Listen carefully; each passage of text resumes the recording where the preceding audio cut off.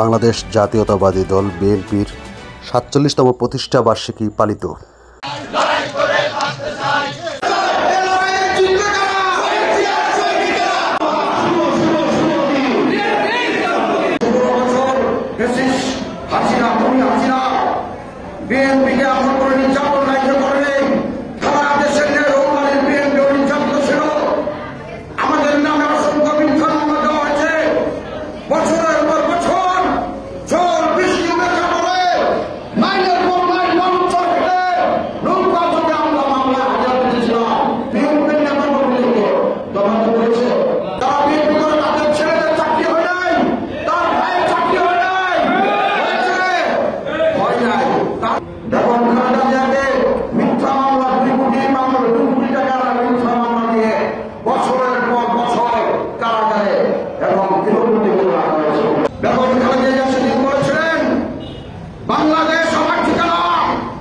বাংলাদেশের মানুষ আমার ঠিকানা, এদেশের মানুষকে ছাড়া এদেশ ছেড়ে আমি কোথাও যাবো না, যাবো না, যাবো না।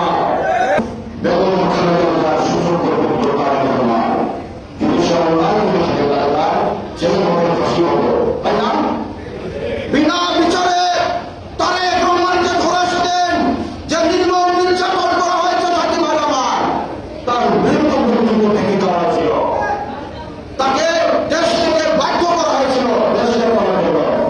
আমার প্রধান ছিল সে জনগণের সন্তান, তার প্রধান ছিল সে বেগম খালেদা জিয়ার সন্তান, তাকে বসে নির্যাতন করা হয়েছিল। এক পর্যায়ে চিকিৎসা করেছিলেন সঙ্গে তাকে মৃত্যুবরণ করতে হয়েছিল। সুন্দর বাংলাদেশ বিনির্মাণ করার সাথে কোন দুঃসংবাদ থাকবে না, যে বাংলাদেশে কোন দুর্নীতি থাকবে না, যে বাংলাদেশে কোন দুর্নীতি থাকবে না, যে বাংলাদেশে আইন রক্ষা থাকবে না। এইরকম একটা রাষ্ট্র আমাদের সরকার দিয়েছেন। সারা বাংলাদেশের মানুষ ফিরে সরকার আমার অধীন আগ্রহ বসে আছে আগামী দিনের জাতীয় সংসদ নির্বাচনে তাদের অত্যন্ত প্রিয় মার্কা, প্রাণের মার্কা ধানের শীষের দিকে ভোট দেওয়ার জন্য। তোমাদের মানুষরা তাদের যার জন্য অধীন আগ্রহে বসে আছে, তার বাবার ছিলি পৃথিবীর ওই মাটিতে তারেক রহমানের বিরুদ্ধে লড়াই থেকে ঘোষণা দিয়েছে উনি বাংলাদেশে গেলে প্রথমে আগ্রহী উপজেলায় সফর করবেন। এটাকে আমাদের ঘটনা না, উনি মুক্তিযুদ্ধ মন্ত্রণালয় পর্যন্ত রোমানিত করার ঘোষণা দিয়েছেন। রোমানিতে আগামী দিনে ইতিপূর্বে যা হয়েছে কিন্তু আগামী দিনে রোমানিতে অনেক উন্নয়ন হবে, অনেক কিছু সম্ভব হবে।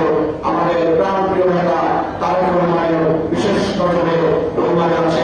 আমরা সবাই ঐক্যবদ্ধভাবে আমাদের সকল সংগঠনের কার্যক্রম পরিচালনার মাধ্যমে রোমানির মাটি জিয়া রহমানের ঘাঁটি, রোমানির মাটি বিএনপির ঘাঁটি, এটা সারা বাংলাদেশ জানবে, জাতীয় পর্যায়ে প্রায় নেতারা রোমানি জানবে। আমাদেরকে তাহলে কতটা সুসংগঠিত থাকতে হবে আমরা শেষ পর্যন্ত আমরা সবাই একসাথে থাকবো। এই আশাবাদ ব্যক্ত করে আমি আমার সংক্ষিপ্ত বক্তব্য শেষ করছি। খুদা হাফেজ। বাংলাদেশ জিন্দাবাদ। শহীদ জিয়া